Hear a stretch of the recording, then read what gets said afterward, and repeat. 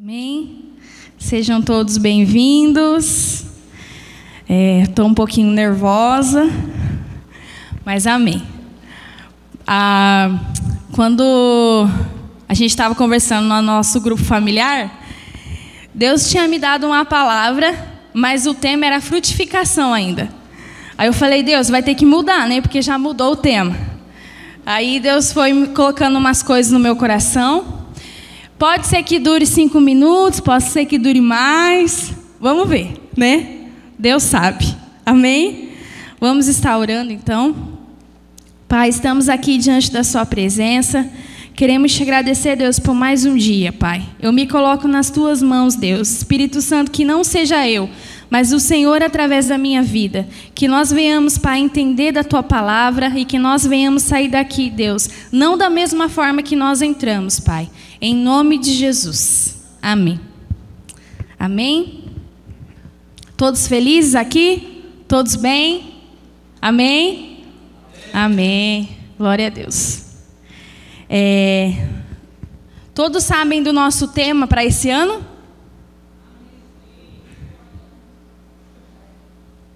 Ah, tá ali. Eu não tinha visto, desculpa. Não tinha visto. Mas então, o nosso tema desse ano é sobre colheita, né? E eu creio que esse ano nós iremos colher tudo aquilo que o Senhor tem preparado para nós. Amém? Tudo aquilo que Ele tem reservado para nós nesse tempo. O meu título é O que você tem plantado? Amém? E o primeiro tópico é: você tem plantado oração ou murmuração? O texto está em 1 Samuel, capítulo 1, versículo do 9 ao 20.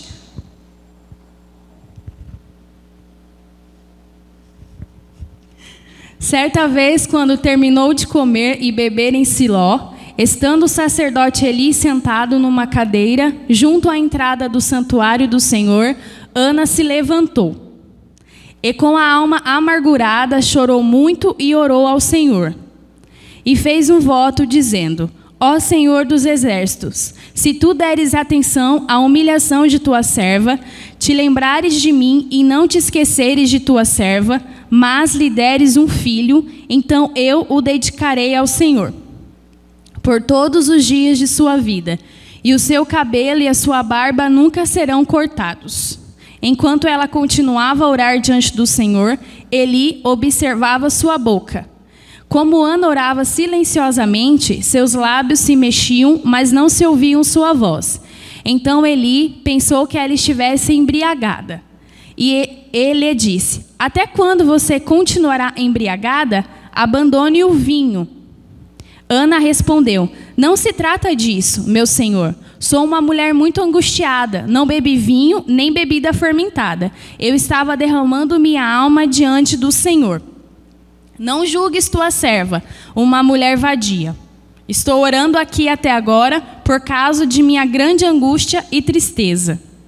Eli respondeu: Vá em paz, e que o Deus de Israel lhe conceda o que você pediu. Amém? Ana aqui, ela era estéril.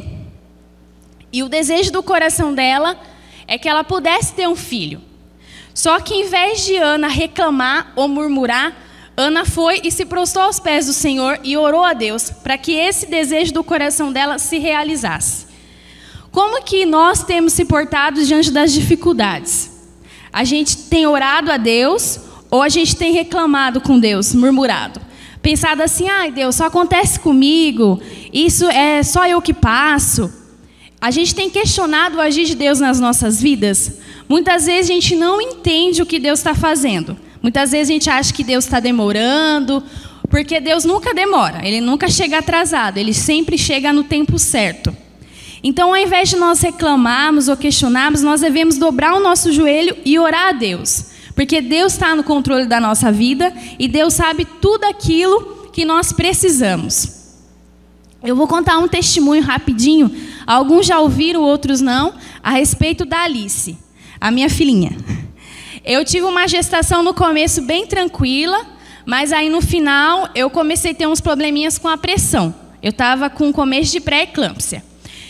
Eu ia nos médicos e cada médico me dava um diagnóstico. Que a Alice, ela não estava crescendo, e eu estava com pouco líquido, eu estava inchando muito. E os médicos falaram que ela ia ser um bebê prematuro e ela ia ter que nascer prematura. Só que eles falaram que ela ia nascer, ia precisar de ficar no hospital, porque ela ia ter problema respiratório e tal. Eu não aceitei aquilo, mas como mãe, a gente fica um pouco triste, um pouco angustiada, né? Só que ao invés de eu reclamar com Deus, falar, poxa vida, Deus, só comigo que acontece isso, toda vez que eu ia tomar banho, eu orava. Eu orava pela vida da Alice. E quando eu fui para internar, não aguento mais passar perto do hospital, de tanto que eu fiquei internada.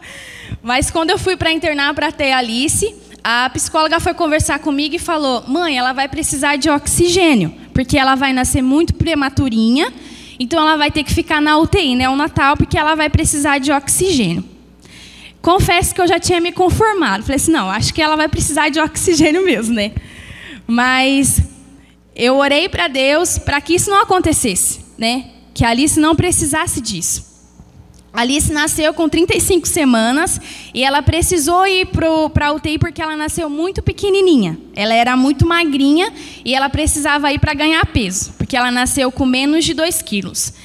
E ela não precisou de oxigênio, ela não precisou de nenhum medicamento e logo ela já foi para a salinha do come e dorme, que ela só dormia e mamava, dormia e mamava. E em dias ela ganhava 100 gramas, 150, 200, 150, e foi ganhando, graças a Deus. E eu não consegui também amamentar. Aí também me falaram que a minha filha ela não ia comer bem, porque eu não conseguia dar mamar, e dizem que quando você amamenta, o leite tem várias fases. E hoje a Alice só não come pedra porque eu não ofereço para ela. Se eu oferecer, é capaz que ela come. Mas graças a Deus é que eu orei para que Deus, porque a Alice é um milagre de Deus. E não é porque eu sou melhor. Falou assim, não, Maiara, mas com você é diferente. Eu tenho outros problemas, mas o Deus que nós servimos é o mesmo. O meu Deus não é diferente do seu, é o mesmo. Então, se Ele fez um milagre na minha vida porque eu orei, Ele vai fazer na sua também porque você vai orar. É muito ruim quando você fica perto de uma pessoa que só reclama. Só reclama. Faz chuva, ela reclama. Faz sol, ela reclama. Tá calor, ela reclama. Tá frio, ela reclama. A gente fica doente perto de pessoa que só reclama. Então vamos parar de reclamar e começar a confiar em Deus. Vou dar um exemplo de Jó. A dificuldade que Jó passou, mas mesmo assim ele não reclamou contra Deus. Ele apenas confiava e orava, porque ele sabia e ele cria no Deus que ele servia. Amém? Amém. Todos estão entendendo? Se eu estiver falando muito rápido, só fazer um sinal, pastor, que eu...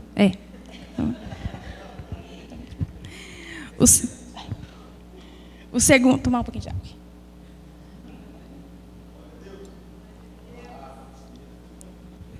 O Eldinho está treinado, pastor. Eu falei assim, Eldinho, você dá uma força lá, você fala glória a Deus, aleluia. Ele levou a sério. O segundo tópico é comunhão. Você tem plantado comunhão? Está em Eclesiastes, capítulo 4, versículo 9 ao 12. É melhor ter companhia do que estar sozinho, porque maior é a recompensa do trabalho de 2 pessoas. Se um cair, o amigo pode ajudá-lo a levantar-se, mas pobre do homem que cai e não tem quem o ajude a levantar-se. E se 2 dormirem juntos, vão manter-se aquecidos. Como, porém, manter-se aquecido sozinho? Um homem sozinho pode ser vencido, mas 2 conseguem defender-se. Um cordão de 3 dobras não se rompe com facilidade. Amém? E 1 João 4:20.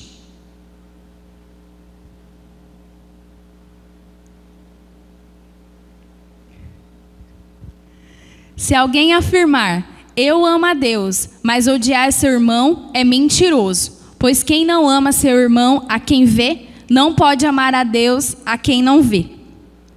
Amém? Você tem ajudado o seu irmão? Quando o seu irmão cai, você ajuda ele a levantar ou você aponta o dedo? Não, tinha que acontecer isso com você mesmo, porque você fez errado. A gente tem se colocado no lugar do nosso irmão?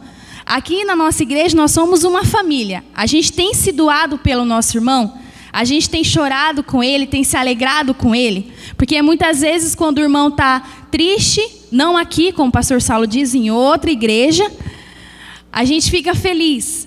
A gente fica feliz, mas quando ele está alegre, a gente não se alegra com ele. Quando ele está triste, a gente não fica triste com ele. A gente tem que se alegrar com o nosso irmão. A gente tem que ajudar a levantar o nosso irmão. Nós somos coveiros ou nós somos parteiros? Coveiros é aquele que enterra o sonho do seu irmão. Quando o seu irmão chega para você, vou colocar eu como exemplo, então, Maiara, eu queria entrar na dança e tal, mas eu não consigo, porque o pastor Marcelo passa uns passos difíceis. O pastor Marcelo é líder da dança agora. O pastor Marcelo passa uns passos muito difíceis, eu não consigo pegar e tal.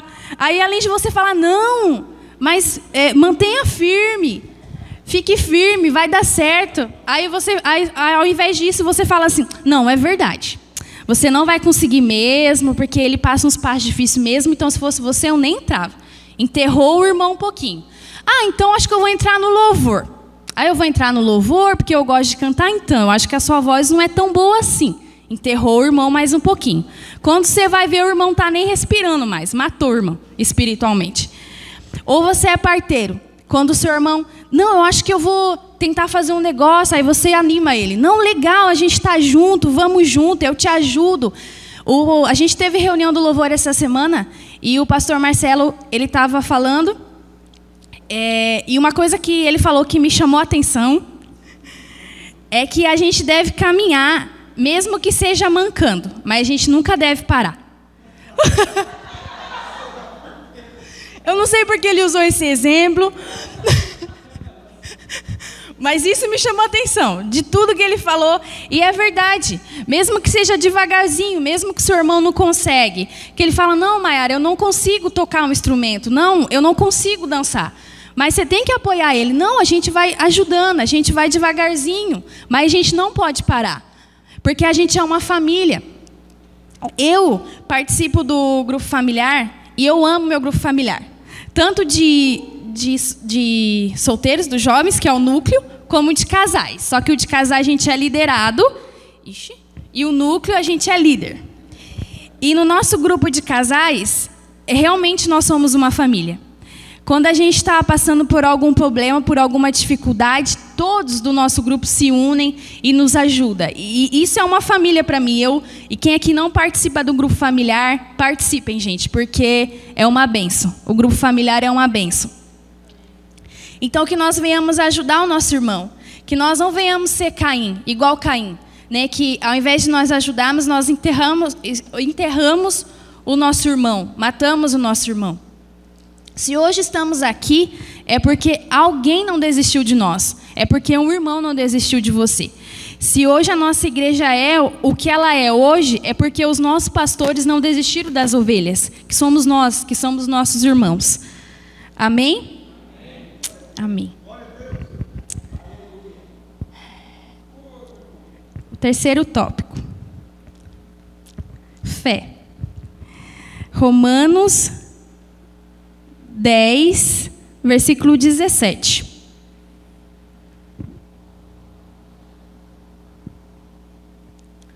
Consequentemente, a fé vem por ouvir a mensagem, e a mensagem é ouvida mediante a palavra de Cristo. Mas eu pergunto, eles não a ouviram? Claro que sim. A sua voz ressoou por toda a terra, e as suas palavras até os confins do mundo. Novamente pergunto, será que Israel não entendeu? Moisés foi o primeiro que disse, farei que tenham ciúmes de quem... Eu acho que é até 10:17 só, tá? 10:17, Camila. Obrigada. E Hebreus 11:1.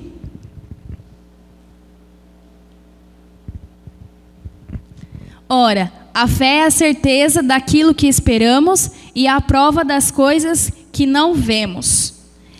E Mateus 17, 20.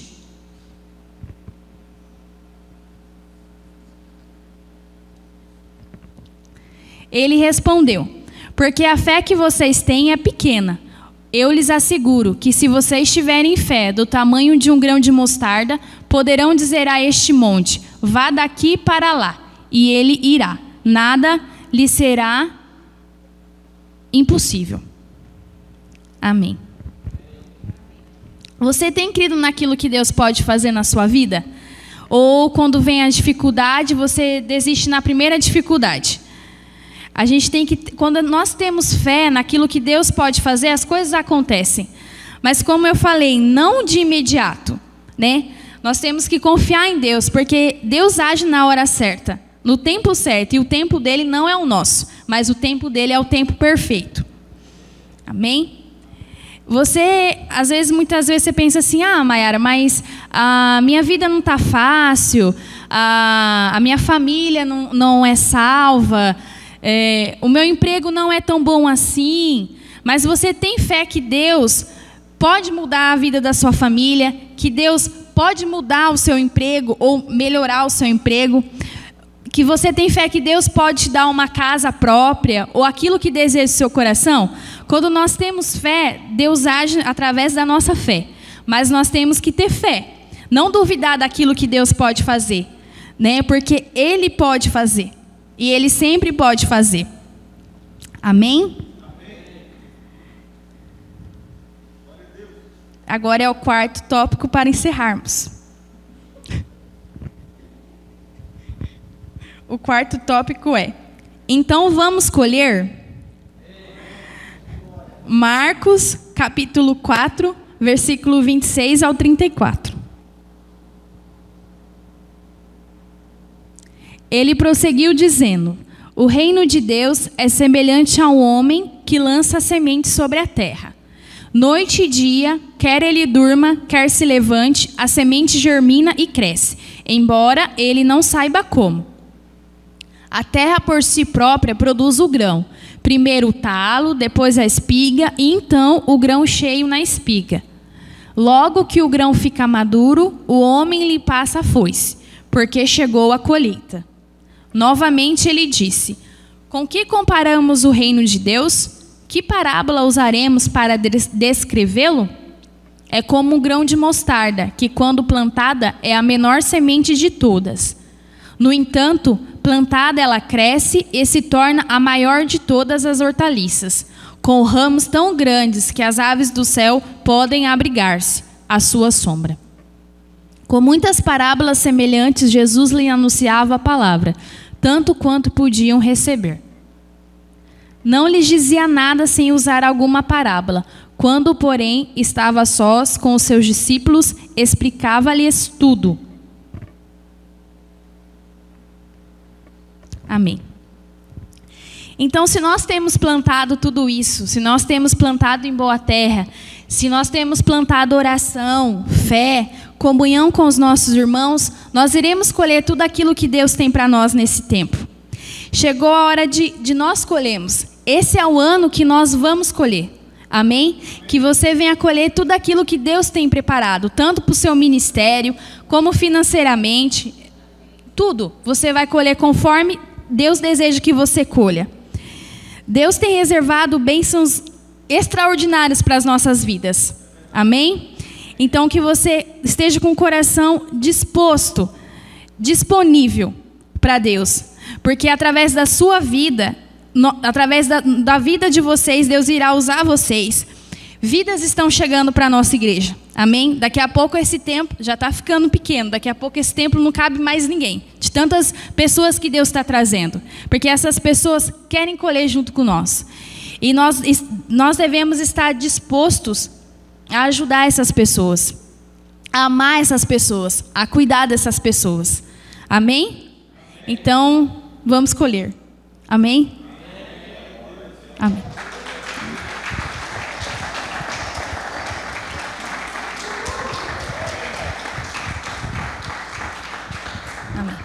Da próxima vez que eu ministrar, eu fico mais tempo, irmãos, é que é a primeira vez, então a gente fica meio nervoso. Vamos orar, então. Senhor, meu Deus, meu Pai, nós te agradecemos. Deus, que o Senhor venha fazer com que essa palavra permaneça no nosso coração. Que realmente, Pai, ao invés de nós reclamarmos, nós venhamos agradecer ao Senhor. Porque nós sabemos, Deus, que o Senhor cuida de tudo, que o Senhor está no controle de tudo. Pai, aumenta a nossa fé em Ti, a nossa confiança em Ti. Que nós venhamos ser usados, Pai. Que o Senhor venha nos usar, Deus. Venha usar nossas vidas, Pai. Para que nós venhamos amar as pessoas como o Senhor ama, Deus. Para que esse ano nós venhamos colher tudo aquilo que o Senhor tem preparado para nós. Que esse ano, Pai, venha ser o melhor ano da nossa igreja. Venha ser o melhor ano como igreja, Deus. E que nós venhamos estar dispostos, Deus. Eis-nos aqui, Pai, que o Senhor venha nos usar conforme o Senhor deseja, Pai. Em nome de Jesus nós te agradecemos, Pai. E nós te exaltamos, pois o Senhor é santo e poderoso. Muito obrigada, Senhor, por tudo que o Senhor tem feito e por tudo que o Senhor irá fazer nas nossas vidas, Deus. Em nome de Jesus. Amém.